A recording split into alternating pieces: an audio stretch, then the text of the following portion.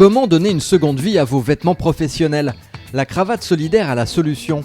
Elle organise des collectes de vêtements dans les entreprises, comme ici chez Malakoff Médéric. Les salariés ont joué le jeu à fond. Ils ont trié leurs placards et sorti les vêtements qu'ils portaient au bureau et qu'ils n'utilisent plus. Nous recherchons des vêtements adaptés pour passer un entretien de recrutement. Donc là, par exemple, nous avons une superbe veste qu'un salarié nous a amenée, et des chemises. Costumes, tailleurs, chaussures, accessoires, Xavier est satisfait. Il repart avec de quoi alimenter le stock de la Cravate Solidaire. Quelle est la suite ? Au Mans, l'association accueille des personnes en insertion professionnelle pour des ateliers coup de pouce. Elvis cherche un emploi de magasinier. Il va bientôt devoir passer des entretiens et pendant 2 heures, on va l'aider à se préparer. Pour m'entraîner, pour voir comment je suis, me donner des conseils peut-être aussi. Premier conseil, l'habit ne fait pas le moine, mais il y contribue. Il faut donc soigner son apparence. Elvis est prise en charge par Dominique, une conseillère en images. Je suis en train de faire une petite sélection. Elle va piocher dans son stock de vêtements pour lui proposer une tenue adaptée à son futur poste et lui donner.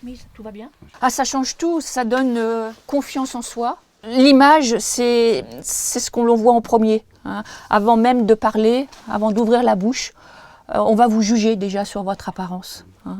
Et donc, il faut vraiment être en harmonie avec soi-même et avec le vêtement. Seconde étape, avec sa nouvelle tenue, Elvis va rencontrer 2 professionnels en ressources humaines pour une simulation d'entretien d'embauche. L'idée, c'est de s'entraîner, éviter les erreurs et apprendre quelques ficelles pour retrouver de la confiance. Alors retrouver de la confiance, ça passe par le fait, entre autres dans ce que nous faisons, de faire ressortir les plus qu'à personne, parce que certaines, c'est je travaille pas, je suis quasiment à moins que rien. Et là, on voit au visage des personnes qu'il y a quelque chose qui se déclenche. Quand il m'a dit qu'il était ceinture noire de judo, j'ai trouvé ça très intéressant. Ça veut dire qu'il a une bonne force mentale et ça, c'est un plus. C'est peut-être le plus qui fera la différence face à un recruteur. Oui, on apprend quand même à avoir plus confiance en soi. C'est le cas là ? Ouais, c'est le cas, ouais. La Cravate Solidaire propose également un petit book photo pour ses bénéficiaires.